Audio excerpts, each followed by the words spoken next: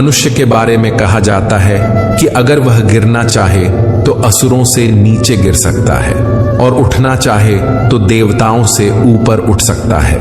मनुष्य ही सृष्टि में एकमात्र प्राणी है जो परमात्मा तक की दूरी तय कर सकता है, और ये मैं नहीं कहता, हमारे शास्त्र कहते हैं। नमस्कार मित्रों, आप देख रहे हैं एक नई श्रृंखला जिसका नाम है भगवद गीता की सीख।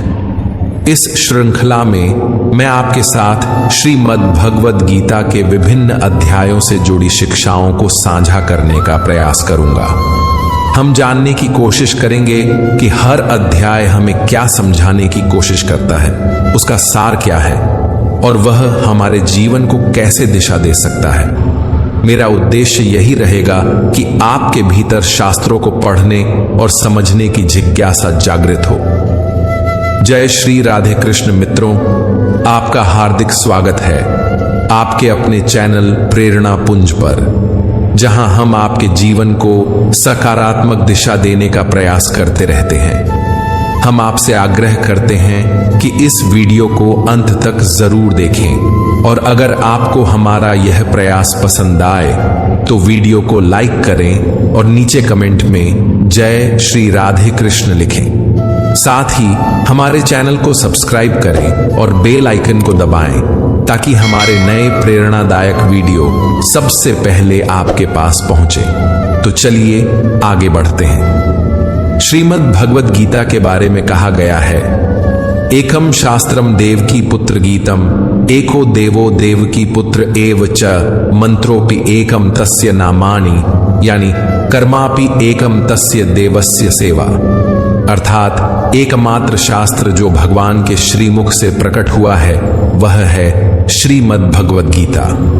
जब महाभारत के महासंग्राम में अर्जुन संशय और मोह से ग्रस्त होकर अपने कर्तव्य से विमुख होने लगा, तब भगवान श्री कृष्ण ने उसे जो दिव्य उपदेश दिया वही गीता है, जो संपूर्ण मानवता के लिए मार्गदर्शक बन गई। इस सृष्टि में यदि कोई एक पूजनीय देव हैं तो वे हैं भगवान श्री कृष्ण।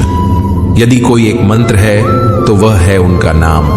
किंतु यहाँ अनेक लोग भ्रम में पड़ जाते हैं। वे सोचते हैं कि एकमात्र नाम कृष्ण कृष्ण का ही उच्चारण करना चाहिए, परंतु श्री कृष्ण स्वयं श्रीमद् भगवद गीता में कहते हैं, उमित्येकाक्षरम ब्रह्म व्याहरण माम अनुस्मरण।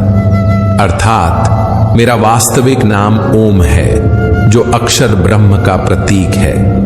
यदि कोई सच्चे भाव से जप करना चाहता है तो उसे ओम का स्मरण करना चाहिए। जब श्री कृष्ण अर्जुन को बताते हैं कि सेवा ही एकमात्र सच्चा कर्म है, तब वे उसे कर्म का गूढ़ रहस्य भी समझाते हैं। यह सेवा केवल कर्म नहीं बल्कि प्रभु की आराधना है, जो जीवन को धर्म, ज्ञान और मुक्ति की ओर ले जाती है। तो आइए शुरुआत करते हैं।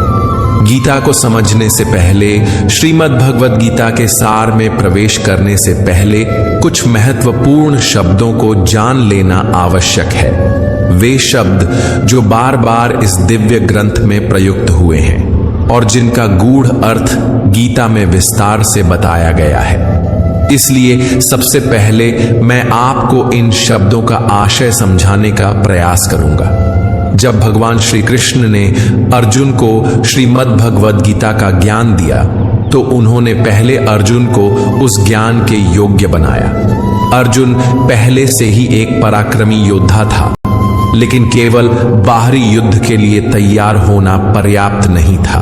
उसे अंतःकरण के युद्ध के लिए तैयार करना आवश्यक था। श्री कृष्ण द्वारा दिया गया गीता का ज्ञान केवल जीविका के संघर्षों से लड़ने के लिए नहीं, बल्कि जीवन के संघर्षों से जूझने के लिए है।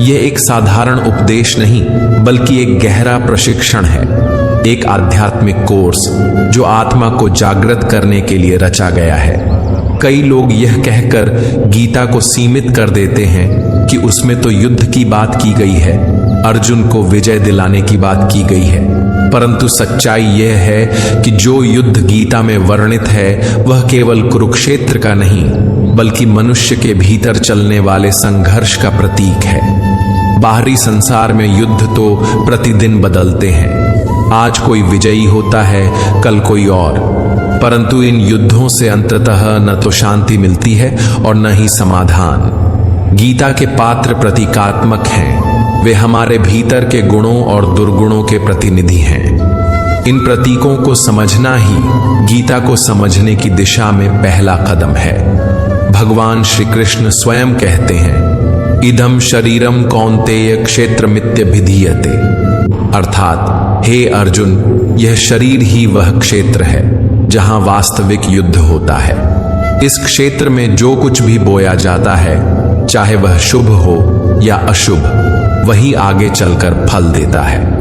इस प्रकार गीता हमें सिखाती है कि हमारे भीतर जो निरंतर धर्म और अधर्म, शुभ और अशुभ, मोह और विवेक के बीच संघर्ष चलता है, उसमें विजय प्राप्त करने की शिक्षा ही गीता का वास्तविक उद्देश्य है।